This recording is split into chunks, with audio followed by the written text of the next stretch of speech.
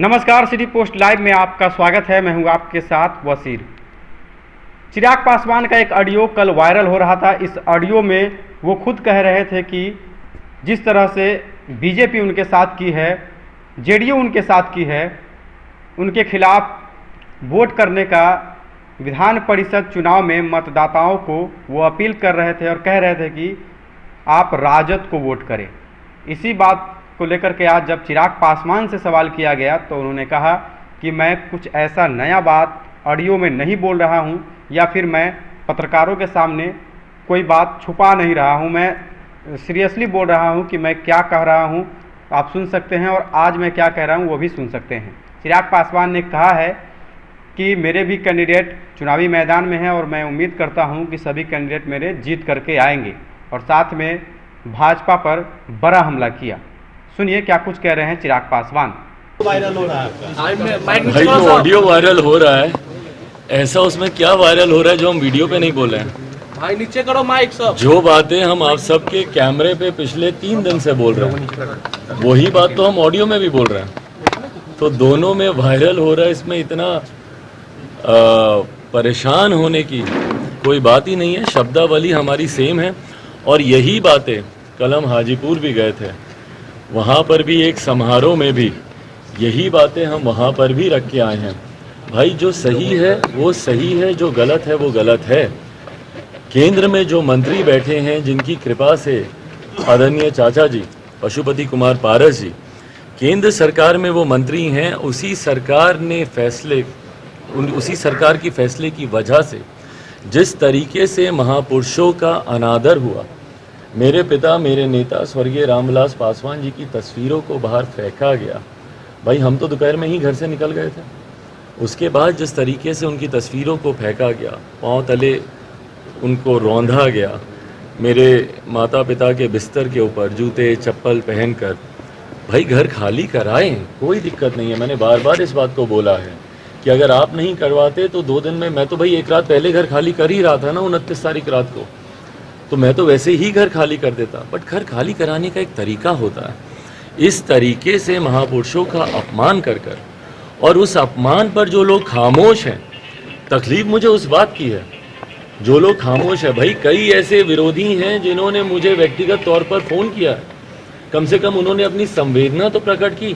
भाई जनता दल यूनाइटेड के भी बहुत लोग हैं, बहुत इनके नेता हैं जिन्होंने मुझे फ़ोन करके बोला कि ये तरीका सही नहीं था, जो कि स्वाभाविक है, प्रक्रिया से ऐतराज़ नहीं, पर तरीका गलत था।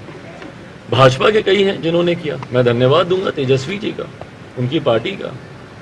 मैं कांग्रेस के तमाम लोगों का धन्यवाद दूंगा कि कम से कम उन्होंने जिस तरीके से भाई संविधान निर्माता उनकी प्रतिमाओं को खंडित किया गया, मेरे घर के कोने कोने में ऐसे महापुरुषों की तस्वीरें मूर्तियां लगी हुई, जिस तरीके से उसको सड़क पर फेंका गया, उस पर जिस तरीके से केंद्र सरकार में मौजूद मंत्री जो स्वयं रामविलास पासवान जी के नाम पर मंत्री बने हुए हैं, भैया और क्या आधार था उनका मंत्री बनने का, बताएं मुझे। आपके भाई अपने आप को स्वतः उत्तराधिकारी वो घोषित करते हैं और उसके बाद आज जब उनके भगवान जिनको वो कहते थे, उनके मंदिर को जब ध्वस्त किया गया है, उस पर वो इस तरीके से खामोश है, सिर्फ एक मंत्री पद के लालच में ना, कि भाई हम ज़्यादा कुछ बोलेंगे कुछ करेंगे तो हमको मंत्री पद से हटा देगा। भाई ऐसे कितने मंत्री पद को हमारे नेता ने लात मारी, ठोकर मारी। मैंने स्वयं ने 2020 में अगर मैं नतमस्तक रहता इन लोगों के सामने तो आज मैं स्वयं मंत्री होता, पर मंत्री बनने का लालच ना मुझे है, ना मेरे परिवार में किसी को है, ना मेरे पिता को कभी रहा था। और आज जिस लालच में आप अपने भगवान का अनादर होते हुए आप देख रहे हैं, और यही तमाम बातें, और बल्कि आज आपके माध्यम से मैं बोलूँगा कि भाई खास तौर पर पासवान समाज इस बात को देखे कि भाई किस तरीके से रामविलास पासवान जी का अनादर हुआ है, और उनके छोटे भाई जो अपने आप को उनका उत्तराधिकारी बोलते हैं, क्या इस अनादर पे उनका खामोश रहना उचित है? पासवान समाज ये देख रहा है, दलित समाज ये देख रहा है, और ख़ास तौर पर मेरे नेता ना सिर्फ पासवान समाज, ना सिर्फ दलित समाज, बल्कि हर जाति हर धर्म में उनको मानने वाले, उनमें आस्था रखने वाले लोग हैं। हर कोई ये देख रहा है। भाई मुझे तो पिछले 3 दिन से यही ना फ़ोन मैसेजेस आ रहे हैं, आप सोशल मीडिया पे नीचे कमेंट्स पढ़ लीजिए भाई, आप ही लोगों के वीडियो पे और इन लोगों के वीडियो पे भी पढ़ लीजिए, जो ट्वीट ये लोग कर रहे हैं या जो बातें पशुपति कुमार पारस जी और बाकी उनके जो सांसद लोग कर रहे हैं उनके नीचे कमेंट पढ़ लीजिए, उसी से ही जनता की नब्ज आपको पता चल जाएगी। चिराग में 24 सीटों पर इलेक्शन हो रहा है एमएलसी का, क्या लगता है?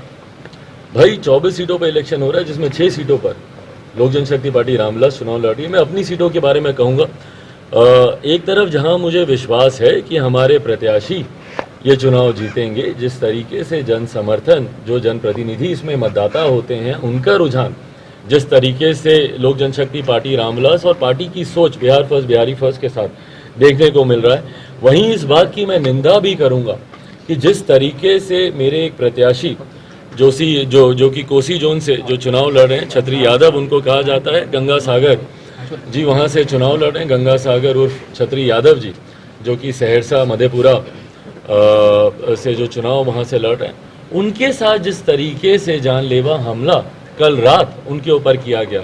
आप अगर तस्वीरें देखेंगे, गाड़ी स्कॉर्पियो जिस तरीके से, उनकी जो भी गाड़ी थी वो जिस तरीके से क्षतिग्रस्त हुई है, रात में उनको होश नहीं आया है, तो जिस तरीके से उनके ऊपर जानलेवा हमला किया गया, भाई राजनीति में आप नीतियों का विरोध कीजिए ना, एक दूसरे का मौखिक आप विरोध कीजिए, पर इतना डर कि उनके ऊपर आप जानलेवा हमला करा दें, इतना डर कि आप व्यक्ति को आप समाप्त ही कर दें, ये कहीं से भी उचित नहीं है। और बिहार की जनता ये देख रही है भैया कि हम लोगों के ऊपर एक के बाद एक किस तरीके से, भाई चिराग पासवान का कसूर आज की तारीख में क्या बताया ना, कि मैं बिहार के लिए लड़ रहा हूँ, बिहारियों के लिए लड़ रहा हूँ, मैं यहाँ पे बेहतर शिक्षा बेहतर रोजगार की मैं लड़ाई लड़ रहा हूँ, मैं बिहार के खोए हुए स्वाभिमान गौरव की लड़ाई लड़ रहा हूँ। मेरा कसूर बस इतना ही है ना, और इस कसूर का परिणाम, इस कसूर के लिए मुझसे बदला लेने के लिए मेरे परिवार को तोड़ते हैं आप, मेरी पार्टी को तोड़ते हैं आप, मुझे मेरे ही घर से बाहर निकाल देते हैं आप, मेरे पिता की तस्वीरों के ऊपर आप उसको रौंदते हुए चले जाते हैं, मेरे पार्टी के प्रत्याशियों के ऊपर आप जानलेवा हमला कर देते हैं। भाई इतना डर बिहार फर्स्ट बिहारी फर्स्ट से क्यों? बहरहाल जहां मैं एक तरफ मैं निंदा करता हूं इस घटना की, वहीं दूसरी तरफ मैं आश्वस्त हूं कि न सिर्फ छतरी यादव बल्कि तमाम 6 प्रत्याशी जो हम लोग के चुनाव लड़ रहे हैं उनकी जीत भी सुनिश्चित। चिराग जी, जिस लहजे में आप ऑडियो में बोल रहे थे, क्या ये संकेत था कि आप तेजस्वी यादव को समर्थन दे रहे हैं, आने वाले दिनों में देंगे?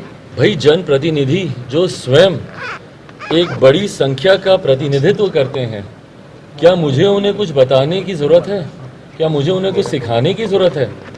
जागरूक मतदाता हैं वो खुद एक बड़ी संख्या का प्रतिनिधित्व करते हैं, मुझे उन्हें ना कुछ बताने की जरूरत है। मैं उनके साथ उस ऑडियो में या आज आप सबके माध्यम से मैं सिर्फ उनके साथ अपने दुख अपनी वेदना को साझा कर रहा था। उनसे मैं ये बात कह रहा था कि क्या ये जायज़ है कि रामविलास पासवान की तस्वीरों को जूते चप्पल पहन के रौंदा जाए?